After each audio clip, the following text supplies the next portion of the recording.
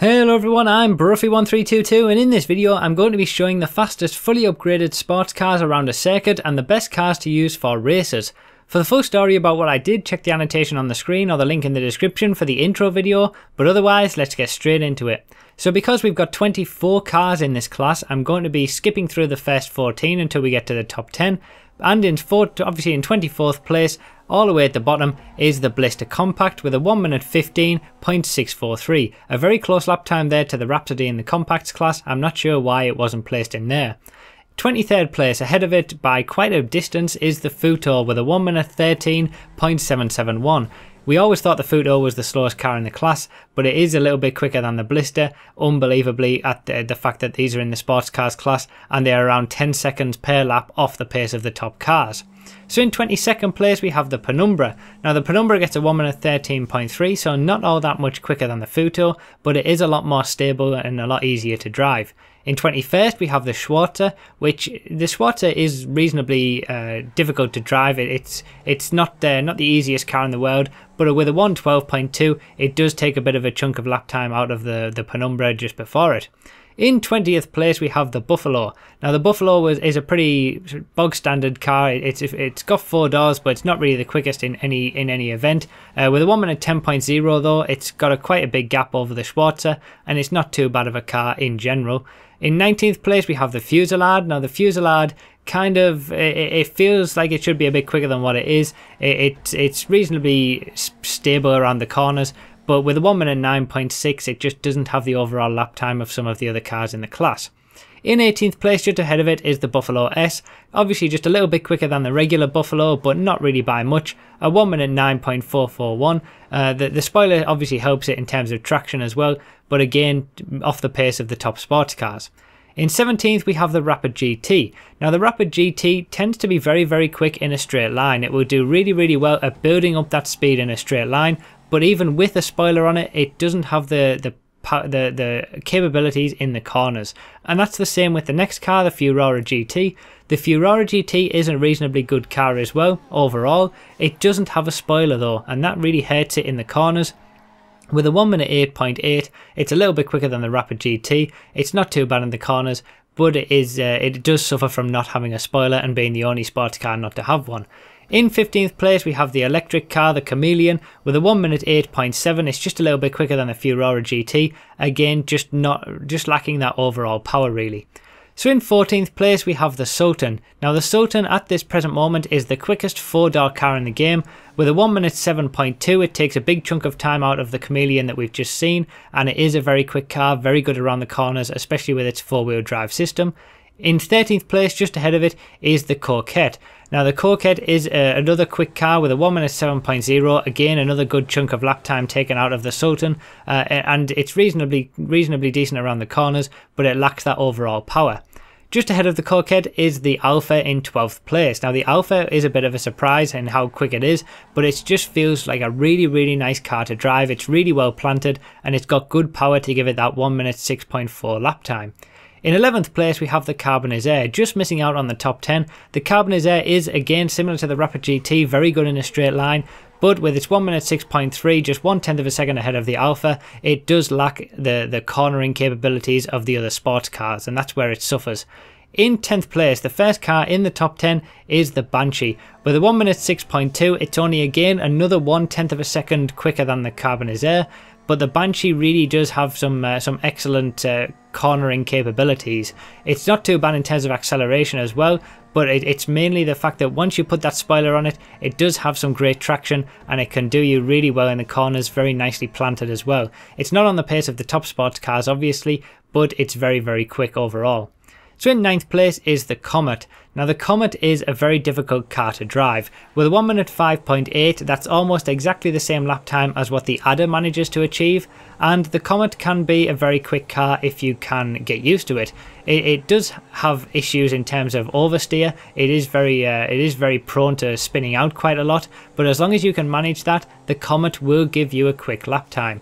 It is obviously a reasonable amount quicker than the Banshee, but not all that much slower than the next car, which is the Serrano in 8th place.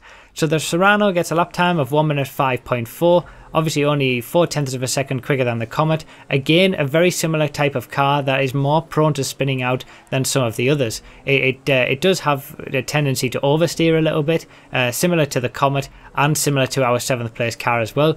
But overall, it's got some very good speed in a straight line and in terms of acceleration to be able to get that lap time down.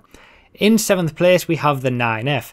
Now the 9F again gets a very similar lap time to the Serrano with a 1 minute 5.2, and it's kind of, again, similar to the Serrano and the 9F. It can have a tendency to spin out or get the back end loose a little bit, oversteer a bit too much, but it does have a 4-wheel drive system on this car, which means that once you get the power on, you can correct it a little bit easier. With a 1 minute 5.2, that's getting into some really quick lap times at this point for the sports class. So in 6th place we have the Jester. Now the Jester takes half a second out of the 9F with a 1 minute 4.7, and this is probably the most balanced car in the entire game. It doesn't tend to oversteer, it doesn't tend to understeer. The stock Jester, the regular one, is very consistent with how it builds up its lap time, and you can get good lap times out of it regularly. It does just lack a little bit of that power that it needs to get into the top spots. So the top 5 in the sports cars class are all very close together. In 5th place we have the Fauza, which manages to get a lap time of 1 minute 4.1. Now that is a very quick lap time. That's basically the same lap time that the Cheetah got in the supercars class. So it's a very quick car in the right hands. You have to be able to use the traction that it has around the corners. It does lack a little bit in terms of acceleration out of the corners, but if you can use the traction and if it's in the right hands, it will give you a very quick lap time. Now just ahead of it, by about 3/100ths of a second, is the Massacro in 4th place with a 1 minute 4.102. So very close to what the Fauza did. The Massacro's strength really lies on corners, on tracks with not very many corners. The more long straights that the Massacro has to use that power and use that very good top speed that it has, the better, but it will still be very good on a track with corners because overall it is just a very quick car. Now just ahead of the Massacro in 3rd place is the racing version of the Massacro. Now all this has over the regular Massacro is a tiny little bit more traction. Now when I say a tiny little bit, I really do mean a very small amount. It manages to get a lap time of 1 minute 4.0, which is only 1/10 of a second quicker than what the regular Massacro did.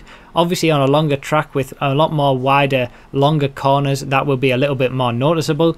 But overall, the race car version of the Massacro and the regular version of the Massacro aren't all that different, and the difference in lap time isn't really that great. Obviously the race car version is slightly better, but not by a lot. So those are some very close cars that we've seen there, but we take a big jump now to 2nd place, which is the Jester race car.